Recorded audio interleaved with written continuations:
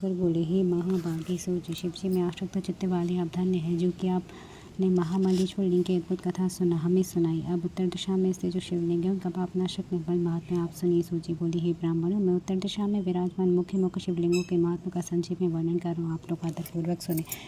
गोकर्ण नामक एक दूसरा भी पापनाशक क्षेत्र है, वहाँ पर एक पवित्र और अति विस्तृत महापावन है। वहाँ पर चंद्रभाल नामक उत्तम एवं सर्वशक्तिदायक शिवलिंग है जिसे रावण सदत्ति पूर्वक लाया था। हे मुनीश्वर, वहाँ पर एक करुणा सागर शिवलिंग की स्थिति सारे संसार के हित के लिए वैद्यनाथ नाम ज्योतिर्लिंग के तुल्य है। गोकर्ण में स्नान कर चंद्रभाल का पूजन कर मनुष्य अवश्य ही शिवलोक को प्राप्त करता है, इसमें संशय नहीं। भक्तों के ऊपर स्नेह करने वाले उन चंद्रभाल नामक शिव की महिमा बड़ी अद्भुत है, विस्तार का वर्णन उस से नहीं किया जा सकता। चंद्रभाल नामक महादेव लिंग की महती महिमा का वर्णन मैंने जिस प्रकार जिस किसी प्रकार कर दिया। अब दूसरे लिंग का महात्म्य सुनिए।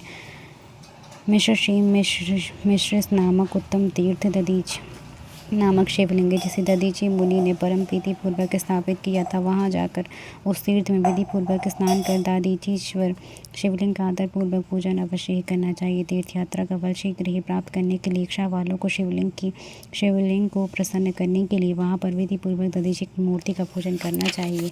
हे मुनि श्रेष्ठ, ऐसा करने से मनुष्य कृतकृत्य हो जाता है और इस लोक में सभी सुखों को भोग कर परलोक में सदगति को प्राप्त करता। नैमिषारण्य में ऋषि से सभी ऋषियों द्वारा स्थापित ऋषिश्वर नामक सुखदायक शिवलिंग है। मुनीश्वरों, उसके दर्शन और पूजन से पापी लोगों को भी इस लोक में भोग और परलोक में मोक्ष प्राप्त होता है। हत्याहरण तीर्थ में पापों को दूर करने वाले तथा करोड़ों हत्याओं का नाश करने वाले शिवलिंग है, उसकी विशेष पूजा रूप से पूजा करनी चाहिए। देव प्रयाग तीर्थ में ललितेश्वर नामक शिवलिंग है, उस लिंग में हमेशा पूजा करनी चाहिए जिससे सभी प्रकार के पाप दूर हो जाते हैं। पृथ्वी पर प्रसिद्ध नेपाल नामक पुरी में पशुपतिश्वर नामक शिवलिंग है जो संपूर्ण कामना का फल प्रदान करता है। वह शिवलिंग शिरोभाग मात्र से वहाँ स्थित है।